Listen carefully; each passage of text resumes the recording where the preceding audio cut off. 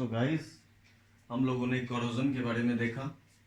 Corrosion तो metallic items में हो रहा है। अगर हम लोग बात करें, जैसे बड़े बड़े ब्रिजेस की बात करें, ब्रिजेस हो, टॉल स्ट्रक्चर्स हो, कोई भी मेटेलिक आइटम्स है ना, tall buildings made up of metals जो भी होंगे, उनको डैमेज कर रहा है कौन? ये corrosion process. Okay, now we will discuss about rancidity. Have a look on the board. Rancidity actually में क्या है? कोरोजन जैसे मेटल के केस में है, तो रेंसिडिटी हमारे फूड पार्टिकल्स, फूड मटेरियल्स के अकॉर्डिंग। समझिए, दोनों है एक ही चीज, बस अंतर क्या है कि मेटेलिक आइटम्स की बात कर रहे हैं तो कोरोजन, बट फूड पार्टिकल्स की, फूड आइटम्स की बात करें तो रेंसिडिटी। तो रेंसिडिटी क्या है समझे? रेंसिडिटी बहुत सिंपल है कि जब किसी फूड पार्टिकल्स, अब यहाँ पे इंपॉर्टेंट क्या है कि कैसे फूड पार्टिकल्स, तो ऐसे फूड पार्टिकल्स, ऐसे food materials that contains fats और ऑयल्स, फैटी आइटम्स हो, ऑयली आइटम्स हो, ऐसे टाइप ऑफ फूड जो कंटेन करते हैं, उन्हें जब ओपन एटमॉस्फेयर में, when they are left actually में in the open atmosphere, तो then they react with the oxygen present in the atmosphere and they get oxidized. हमने कुछ देर पहले redox reaction पढ़ा, ऑक्सीजन का एडिशन होना ऑक्सीडेशन कहलाता है। तो रेंसिडिटी क्या हुआ? इस प्रोसेस को कह रहे रैंसिड हो गया, the food has become now rancid and the process by which it has become rancid, it is a rancidity. Okay, तो किसी भी फूड की बात करें, अगर फूड मटेरियल्स की बात करें, फूड मटेरियल्स कहते हैं या फिर फूड पार्टिकल्स कहिए, ठीक है, तो ऐसा फूड दैट कंटेन्स दो चीज, फैट या फिर oil, oily item and fatty items, ठीक है।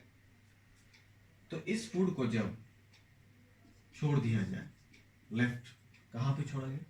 ओपन एटमॉस्फेयर में। ओपन एटमॉस्फेयर, जब ओपन एटमॉस्फेयर में छोड़ा गया तो देन दिस फूड पार्टिकल्स और फूड मटेरियल्स, फूड पार्टिकल्स भी लेते रहे, फूड पार्टिकल्स, ये ओपन एटमॉस्फेयर में प्रेजेंट जो ऑक्सीजन है, उस ऑक्सीजन के साथ क्या करेगा? कंबाइन करेगा, है ना, ऑक्सीजन के साथ कंबाइन करेगा इसने, और फिर कंबाइन करने के बाद the food get oxidized. Food क्या हो गया? Food get oxidised.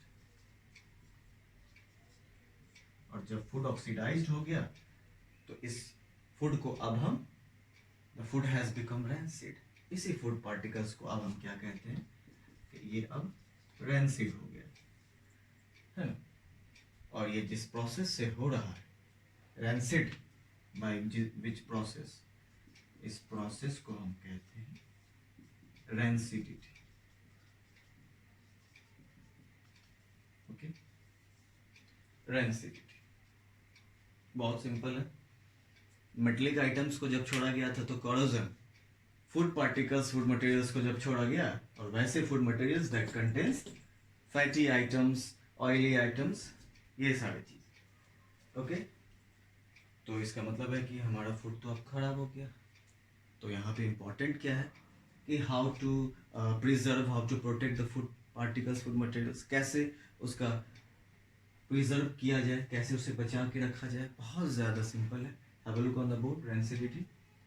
First of all, if you have any doubt, then make your doubts clear with the Harshit Gupta. Okay, please have a look on the board.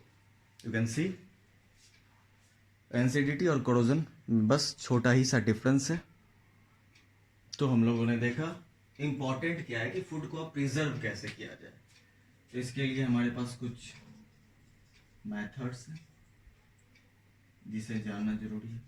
सबसे पहला important तो ये है कि open atmosphere में जाने से हो रहा है, इट मीन्स डायरेक्ट सनलाइट के कांटेक्ट से हमें इसे दूर रखना पड़ेगा। कि जो भी फूड पार्टिकल्स है ना, उसे हम डायरेक्ट सनलाइट से दूर रखेंगे, ठीक है। और दूर रखेंगे तो हमारा फूड रेंसिड होने से बचेगा। तो सबसे मोस्ट इंपॉर्टेंट क्या होगा कि keep away from sun, direct sunlight, we can say direct sunlight, ये बहुत इंपॉर्टेंट चीज है। अब क्या है कि फूड जो भी हम प्रिजर्व कर रहे हैं उसे सनलाइट से हम लोग दूर रख रहे हैं, इसका मतलब उसे लो टेम्परेचर प्रोवाइड करना पड़ेगा। तो it means we can store that cooked food in a place, at a place where there is temperature low. Store at low temperature, we can write store at low temperature. Low temperature पे store कर सकते हैं हम लोग।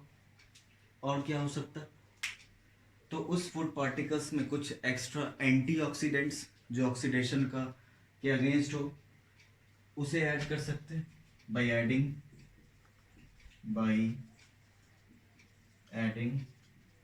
Antioxidants. Antioxidant, anti मतलब जो oxidation को नहीं होने देगा, ऐसा पार्टिकल्स।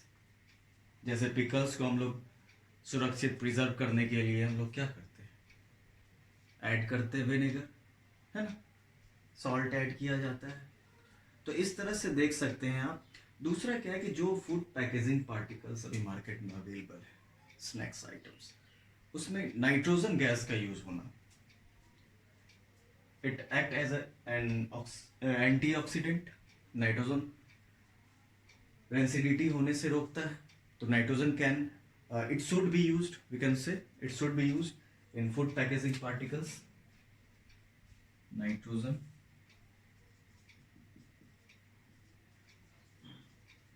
should be used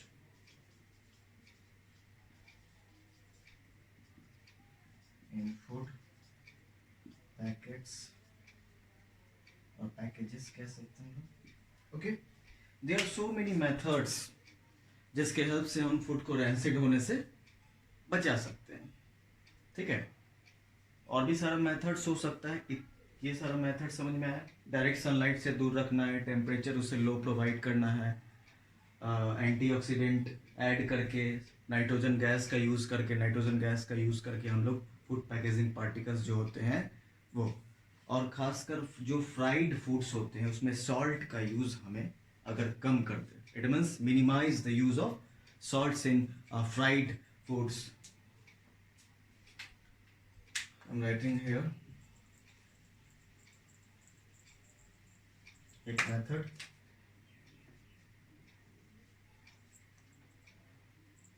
इसे भी ये इसका ही दिया जाए, देख सकते ए minimise the use of salts in fried fruits. Okay, तो ये सारे फैक्टर्स हैं, मेथड्स के एक्चुअली में, जो हमें किसी भी फूड पार्टिकल्स को रेंसिड होने से, यानी रेंसिडिटी को रोकता है। Okay, rancidity and corrosion clear. And if you have any doubt, any type of problem, then make your doubts clear with Harshit Gupta. Thank you.